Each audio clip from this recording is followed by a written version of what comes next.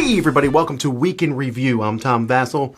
This is a video series that we do here in the Dice Tower where we talk about the games we played over the last week, or the games we reviewed, and we tell you what we think of them. It's a very short section, and then if you want to see the full review, just click on the links in the description below. Here we go.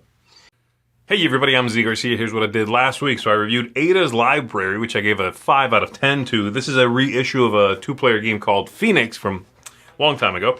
And in this one, it has a theme. It's a much nicer theme, arranging books. The gameplay is the same, and the gameplay can be very random, very punishing, and definitely can leave a bad taste in your mouth if you are very close to achieving what you're doing, i.e.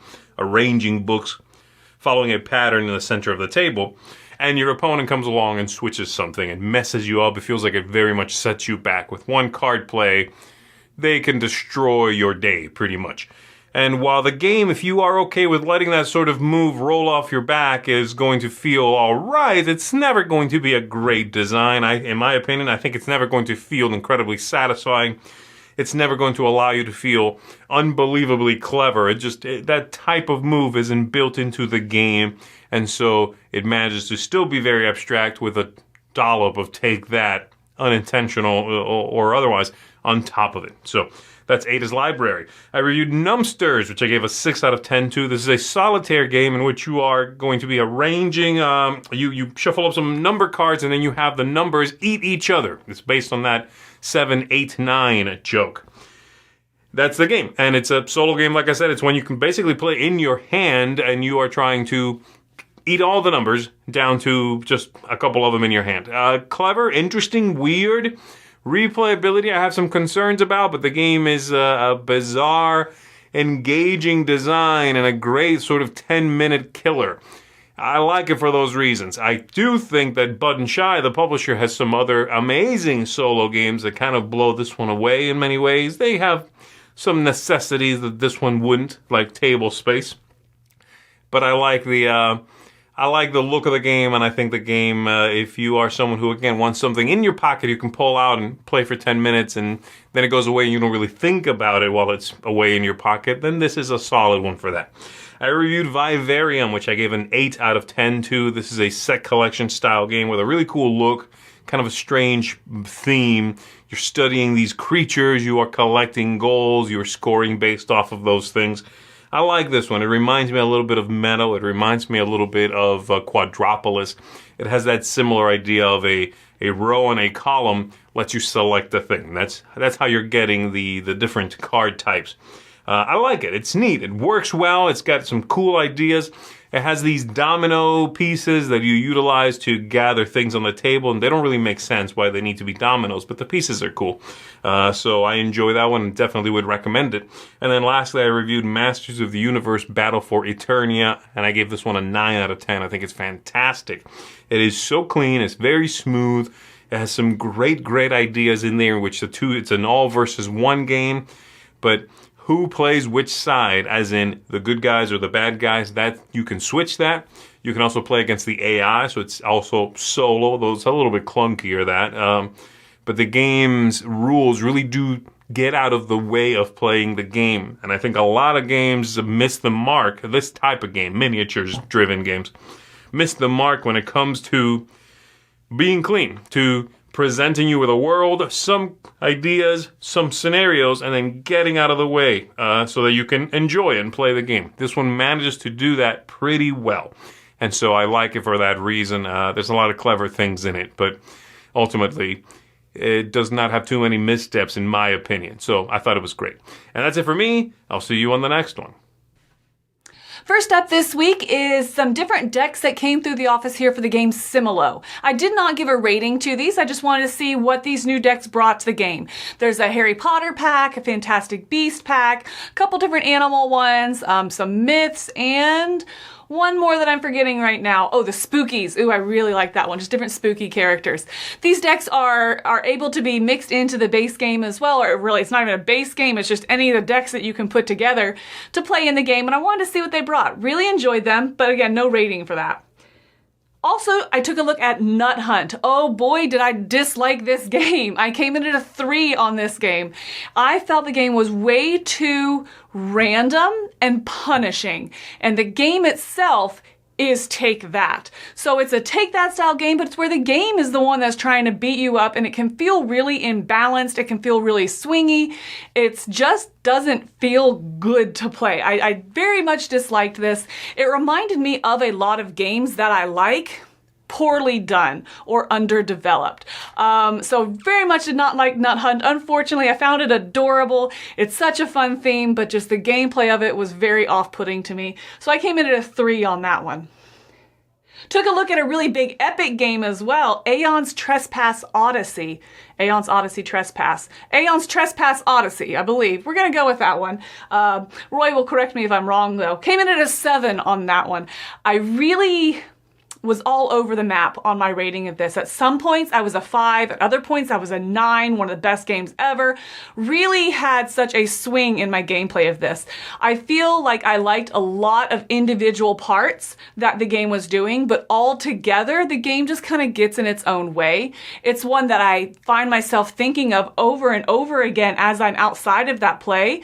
But then every time you come back into it, you're kind of starting back at the base of the 80-page rulebook. So this is one that I would definitely recommend, but it's going to come with a lot of caveats. And that big one is going to be, this needs to be the game that you and your game group play consistently and regularly in order to hold on to that rule set, in order to really nail it down and then immerse yourself in such a cool, cool world. If you can do those things, this game is for you. It's a lot of fun, but unfortunately, for more of a casual gamer, it does get in the way of itself. So Aeon's Trespass, I came in at a 7.0. Also took a look at Vivarium. This one I did very much enjoy. I came in at a 7.5 on this one.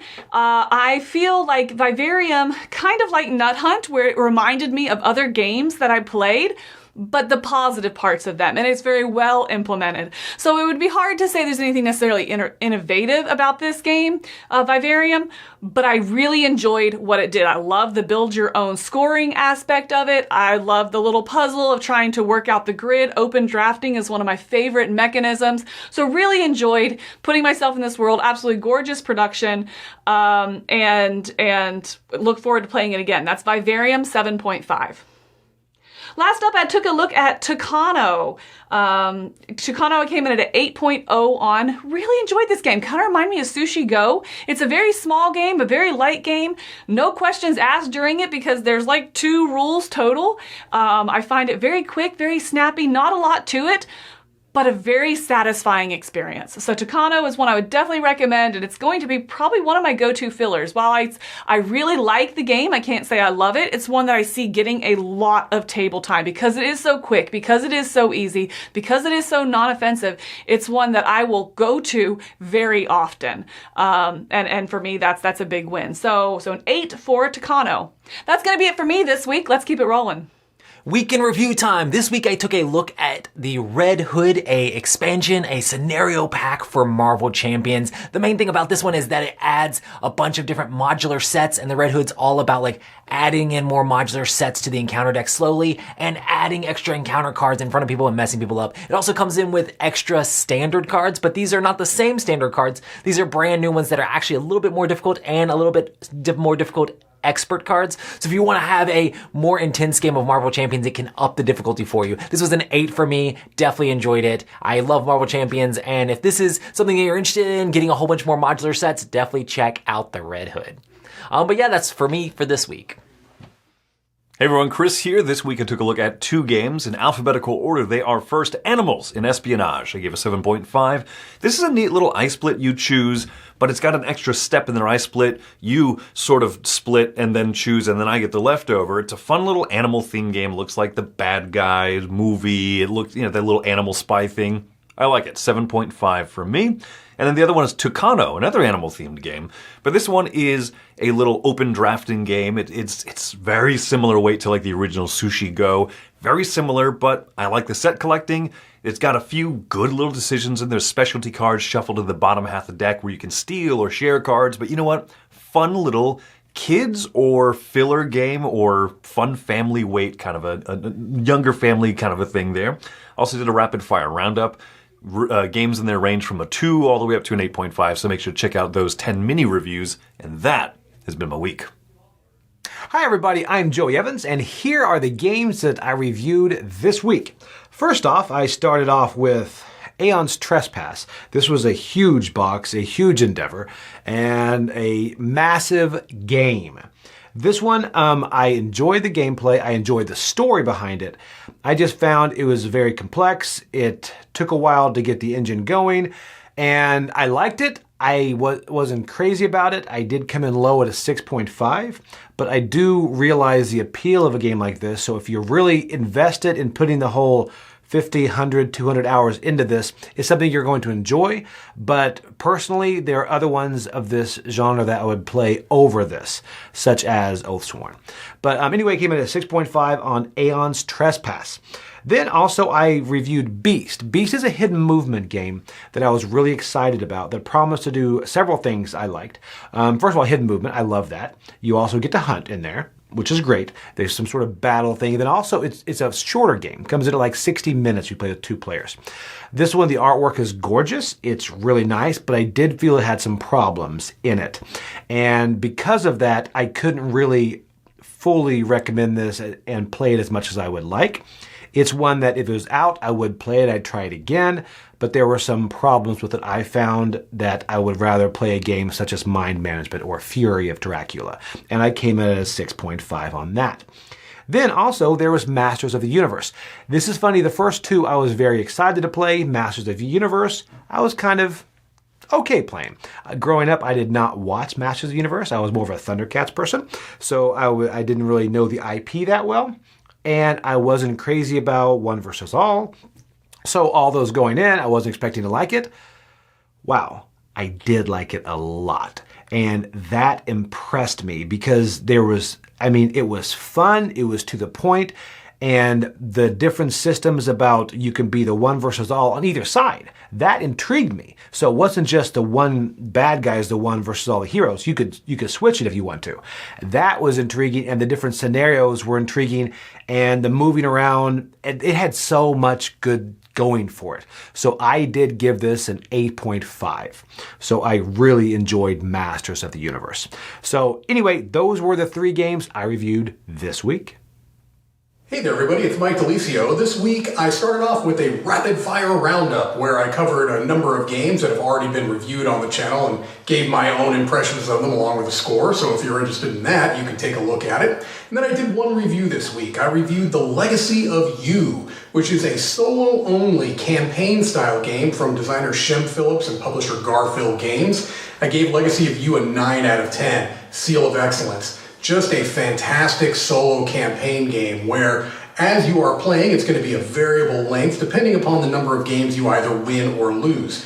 Whether you win or lose, you progress through the campaign and it's going to change particular elements. There are elements within the game that are going to change things, new things being added. I'm not going to get into that here, don't want to spoil anything, but just a fantastic, fantastic solo campaign game, fully resettable. You can play it multiple times. I tend to like games by this designer, and this is no exception. All right, well, that's it for me this week. Let's keep it moving. Okay, so for me, I took a look at Faction Fighters, which is a 2-player card game, almost a Pokemon-style theme, and it has just too many flaws for me to enjoy it. 5 out of 10.